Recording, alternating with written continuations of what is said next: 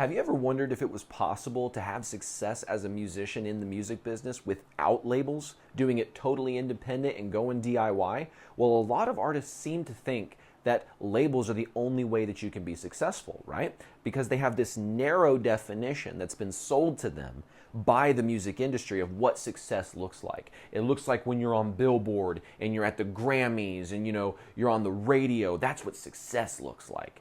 However, I would argue that that is just marketing that the industry does to get musicians sucked into a system that exploits them. I have a whole video that breaks down that trap in depth where we talk about people like Amy Winehouse and people like that who have been taken advantage of to the nth degree by the music industry. And a lot of the reason people get involved in this is because of the conception of what they think it means to be successful. And in today's video, I want to share with you what success looks like as a DIY musician and what the future really looks like for musicians who are willing to take control of this business, as opposed to letting the industry run it and take advantage of us in the process. So everything starts from this first principle, which is we need to redefine success. See, like I said, the industry has set many artists up to believe that success are all these vanity metrics, right? You're on Late Night with Jimmy Fallon and you're on the Billboard charts and you're on the radio. I've been on the radio. I've been on a Billboard chart. I haven't been on Late Night with Jimmy Fallon, so I can't say I've done that. But I've done 2/3 of those things. And I can tell you, it's not what it's cracked up to be, and there's a lot of deception around the alleged truth that that's how you become successful. And I want to share that with artists because I hope we understand that we need to stop viewing success like a cliche. We need to stop this whole, I want the classic, almost famous kind of view of, I don't know, like this classic cliche Hollywood idea of I'm going to become a musician and I'm going to play arenas and I'll be in the Grammys and I'll do all those things. Listen, if you're lucky enough to get to that position from your music and your audience, that's amazing. But if that's the only reason or the only definition you have for success, then you're in trouble. In fact, John Mayer had this friend, I tell this story from time to time. John Mayer had this friend who had just sold 2 million records at a time where that was basically like selling 10 million records. And they were still very upset and miserable. And John is like, how could you be miserable? You sold more records than anybody else in the business right now. And when it came down to it, the reason John Mayer's friend was sad and miserable despite all this success is it wasn't all it was cracked up to be. And if you don't set the expectation right for what success actually means, you may cross that threshold and never know it. Right? So I believe that instead of viewing success as this cliche Hollywood story, we should view success from the foundations, the fundamentals, okay? I bet you 99% of you out there on the YouTube sphere, if you were honest with yourself, you would say the first milestone that I would be happy if I didn't achieve any of my other goals in life with my music, except this one, I would be okay. And that first goal is make enough money from the music that you can live off it, right? I would guarantee you that 99 to almost 100% of musicians, if you're considering being a professional, have that common goal in mind. I get it. Some of y'all have some big picture goals, and I'm not knocking those, okay? Because I don't want you to set your sights lower. I want you to have a plan, and I want you to be realistic about it. Because what a lot of people do is they want to get to the end of their goals. They want to get to the $20,000 a month level of success so fast that they try to cut corners. And I call this the Hail Mary effect, where artists and musicians are just throwing Hail Marys, hoping that somebody will catch the pass in the end zone, right? And really what happens most of the time in a Hail Mary, it either doesn't get caught or it gets intercepted. And for the football analogy, that means the music industry is going to come and take that success. So a lot of musicians have this Hail Mary mindset that's setting them back. But if you have a proper mindset about your goals and you can identify the steps up the ladder to the goal of making enough money from my music that it's livable, right? My bills are paid. I don't have to have a 9-to-5, or at worse, I can just do part-time for my 9-to-5. I guarantee for a lot of musicians out there, drop in the comments if that's you, would be happy with that level of success. And if they went and worked their butt off and never really got to the Grammy level of success, but still maintained that floor of success, they would be happy. And I guarantee you that's the truth. And so the industry has put a lot of greed out there to get us to think that the only reason or the only way that we could ever define success is if we have all these material things like, the Grammys and the big parties and all that kind of stuff. But here's what I would say. Focus on the fundamentals. Focus on how do I make enough money from my music or music-related business that I can make a living. I can cut my job in half. That's where I started. I had a 9-to-5 job. I've described it in a couple different videos, but this is a really nice way of putting it. It was 50% music, 50% 9-to-5 job, right? So what did I do? I didn't want to do the 9-to-5 thing anymore. So what I did is I created a side hustle to free up some time. And so for a minute there, it was 33% side hustle, 33% job, 33% music. And so that was when I was juggling the most. But I tried to make that period as quick as possible by working really hard to build up this side hustle, which was private music instruction. And then I built the side hustle up to the point where I didn't need the 9-to-5 job. And then it went back to 50-50, except in both cases, I'm the boss. In this is my private practice that I own, and here it's my band that I'm in. And so in that situation now, I make a living from that day forward. Many years ago, I was able to make a living from music and music-related income alone till now, right? And so it all started with figuring out, okay, how many clients do I need to be able to replace my 9-to-5 income, right? Or you could think about it just purely on the music side. How many streams do I need to afford my income? How many merch items could I sell a month that would equal that amount, right? And you start figuring out this math. How many products do I need to sell? How many services do I need to provide? How many blah, blah, blah shows do I need to book? How many streams a month do I need to get? You start figuring out that math. You'll start to figure out, okay, let's say you're someone who's like, I need to make $4,000 a month to pay for everything, right? I know for some that's a lot, but whatever. Let's say they needed $4,000 a month from their music. Okay, well, if you can figure out 4 ways to sell a $1,000 product. So let's say maybe you're a producer and you can do mixing and mastering services for someone's entire album. That could get you $1,000 or more. In fact, I had a client who got $2,500 from one client doing 5 songs with them, right? So what would they have to do in that circumstance? They would need to get 2 clients like that every month to make $5,000 a month, right? So maybe take $1,000 off for expenses, boom, you're at $4,000.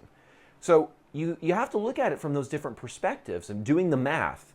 And I think if you start to focus from that perspective, you define success as creating music that means something to you and creating a living around that music where you're making enough that you don't need to work a job or you're just working part-time. I think 90% of us out there would be happy as a clam, to use a cheesy analogy, to be in that position, right? But there's more to it now. So now that we understand, okay, Dax, I get it. Success is different than what the industry has portrayed it to be. But how am I going to get to that point? How am I going to start to get to the position where I'm actually earning a living from my music? Well, there's 2 more things we need to look at here. Number 2, one of the reasons I think that DIY is the future is because of how technology has been decentralized. I want you to think about it. Back in the day, the reason the labels were the method of success is because they were a centralized institution. They had control and relationships that nobody else had with radio stations and venues and all these different kind of things, right? Labels had all the connections. Nowadays, that stuff has kind of been democratized and decentralized. So we now, right now, on the phone that you're watching this or the computer that you're watching this on, we have the ability to have content editing softwares, whether that's something like CapCut or Captions or iMovie. It could be very simple like that. We have that stuff for free that we can use to start editing our content and making it look better. There's also email service providers. For most email service providers, there is a free level to get you started. MailChimp has a free option to get you started. And you can look at it like, oh, wow, I have the ability now to create my own email sequences and reach out to my audience directly with no social media algorithm at the push of a button. Yes, that's what email service providers do, and you have that ability in the palm of your hand or on your laptop. And then also we have merchant accounts, okay? So Shopify, Stripe, Printful, Printify, Teespring. Those are print by demand services and merchant accounts that basically, how do we accept the money? How do we get the money into the account, Well, that's what those do. I like Stripe personally because you can create whatever products you'd like. Shopify is another very popular one for musicians because it's kind of like the gold standard for the merch store. You know, if you look at most artists' merch store, it's a Shopify based merch store, right? So looking at all these different softwares, you know, there's website and funnel builders, whether that's something like Wix or Squarespace, or maybe you're doing something like Systemi.io, ClickFunnels, Elite 360. There's so many great website and funnel builders out there that do a whole bunch more than just build websites and funnels, by the way. It's really, really great softwares out there. And there's CRMs and all kinds of wonderful stuff that you have the ability to get access to. Now, not all of it's free. Some of it we do have to invest in. Like, for example, I invest in something called repurpose.io, where my shorts I can post in one platform, and then it will take the watermark off and auto post it on all the other platforms for me. So I pay like $20-25 a month to automate my content. Well, Dax, why would I pay $25 a month for that? Well, I don't know. How valuable is your time? You know what I'm saying? Like, how valuable is your time sitting there, posting it over and over and over again, getting carpal tunnel one day at a time? You know what I'm saying? So, like, I think my time is more valuable that I just do this once, let the algorithm do its thing, and just disperse it to Facebook, YouTube, all the other places when it comes to short form content. You can do long form content triggers as well. So I can set this up to where it takes the audio from this and maybe turns it into a podcast. That's actually something I've been looking at doing. So be on the lookout for a potential podcast in the future with this type of content in it. So shout out to the people that have been giving me those suggestions. But yeah, you get the idea. There is so much technology right available at our fingertips. For $100 to $150 a month, we could have literally all the software needed to run an entire business. And when I say a business, I'm talking about the music business, obviously, because this is a music business channel, but literally any kind of business. If you decided you wanted to do the private instruction thing, that works through all this stuff as well. If you wanted to do, I don't know, a landscaping business, I don't care. Literally anything could be set up through these softwares. And that's the beauty of it. And that's the democratization of technology that we get to experience living in this era. So I want you to be excited about being in this industry at this particular time. Most artists are, for some reason, my perception is, I guess, a little bit different, and I hope yours will come to see this as well. We don't need to be so doom and gloom and black-pilled about the whole situation, right? We don't need to look at it like, oh, things were so much better back in the day when labels controlled all of our business and we had no autonomy to do what we wanted to do, and we had to go out and do press obligations even though we didn't want to, and on and on and on and on. We totally downplay the negatives that were clear and apparent through the old days and just look at it like, oh, it was perfect back in the day. It's like, no, it wasn't. Prince wrote slave on the side of his face. You think that's because he thought the industry was perfect? Like, look at TLC, and they broke down in a video, one of the members, how you could sell 1 million records and basically still be broke. And the list goes on and on. So we need to understand that we live in a great time. We live in a wonderful time full of so much opportunity because of the tools that are available to you for relatively inexpensive. And for some of y'all may be like, Dax, $150 a month doesn't sound inexpensive. I'm like, yes, it does. Compared to back in the day, the same type of things that you would try to execute with the software that was available would cost you hundreds a month, if not thousands a month. Like, to get a professional website built, to get the copy written on it, to do all this stuff, this could cost you $5,000 to $10,000 back in the day. Ask me how I know. I've been doing this for a minute. And so I've been punched in the face many times when the industry shifts on us and new technologies come out, and I'm like, I could have saved myself 10 grand. You know, whatever. But we live and learn. But you get the idea. We live in a beautiful, exciting time right now. And we literally have the ability to take control of our music businesses in our phones, by and large. It's very, very cool. So we can look at this where, okay, my success is redefined. I'm not viewing it purely from glitz and glamour. Sure, if that comes down the road, that's great, but bare minimum, I need to make a living off the music, right? So like, okay, how am I going to do that? Well, first of all, you need the tools, okay? So you need the content editor, you need the email service provider, the merchant accounts, the website builders, you need those kind of things. And again, there's different price points for everyone's budget, and you can figure out what works for you. And then number 3, the final component to this, you got to know what to do with it, right? You got all these softwares now. What am I going to do with them? So the first thing we got to figure out is lead generation. I'm going to use some, by the way, in this last section, I'm going to use some fancy business terms. I want you to stick with me. I'll explain them, okay? First thing is first, lead generation. What does that mean? Generating leads. A lead is a potential prospect for your business. So if you're doing the whole private instructor thing, a lead is someone who potentially wants to learn guitar or keyboard or vocals or bass. That's a potential lead, right?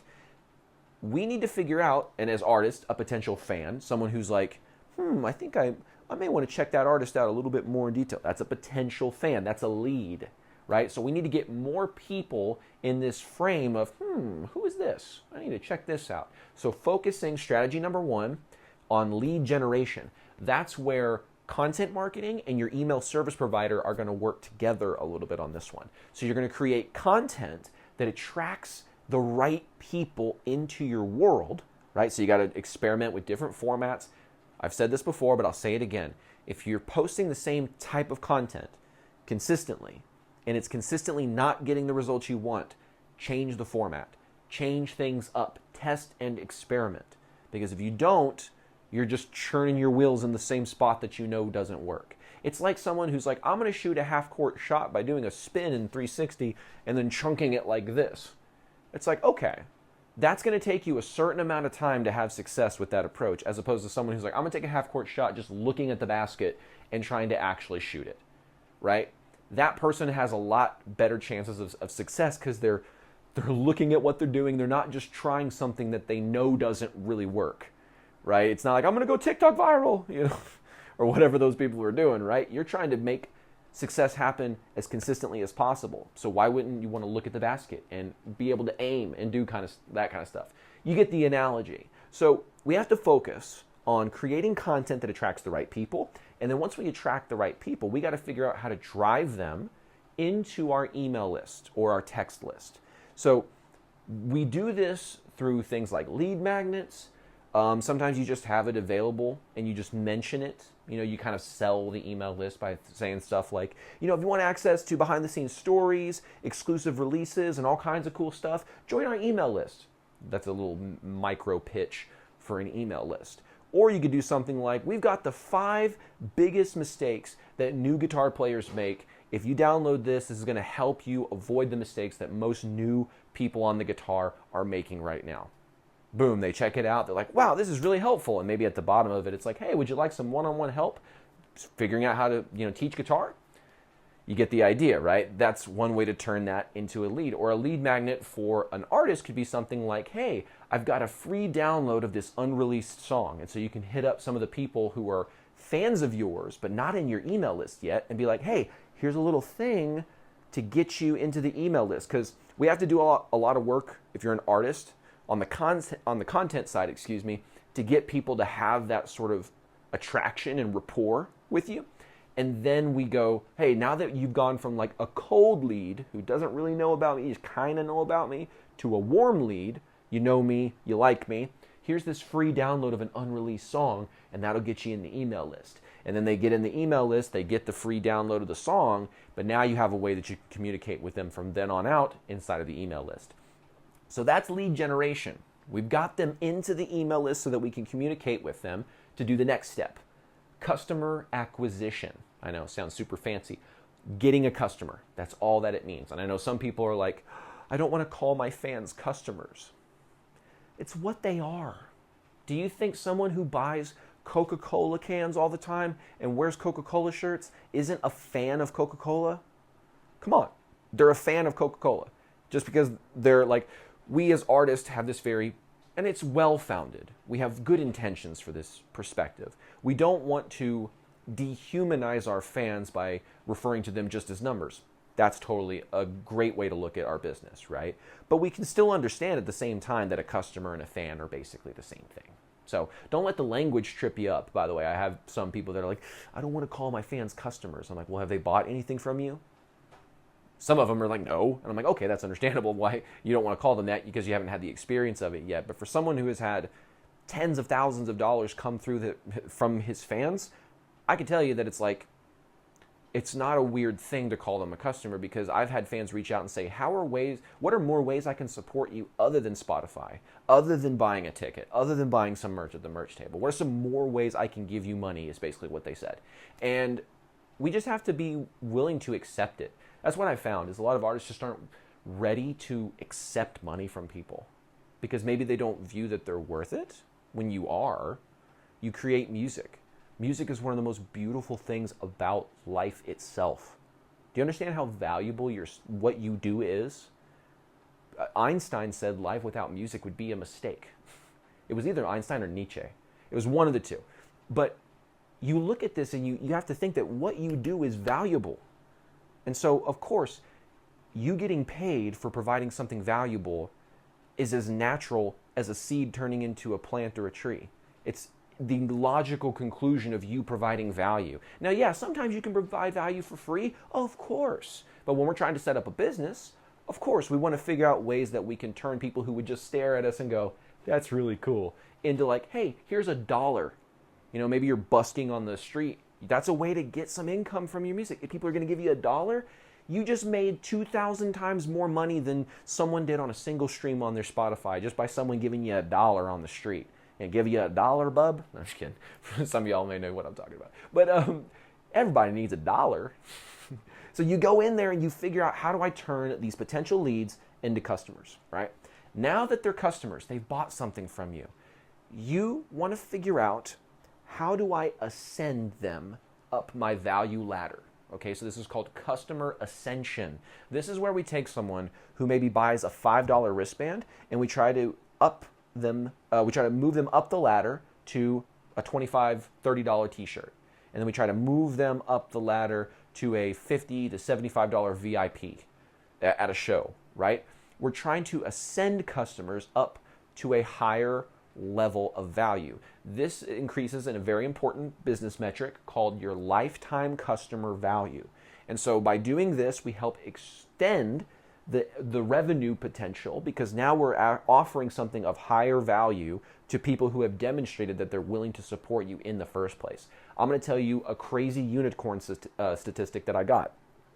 We were doing a launch for our single Crutch, and we did a private release for the email list, and then we did a little video product launch funnel, and they watched the 4 videos. And so we did a product launch funnel for Crutch, and on the last video, it shows them how they can support, okay? And it was a $7 offer where they got a signed CD from us.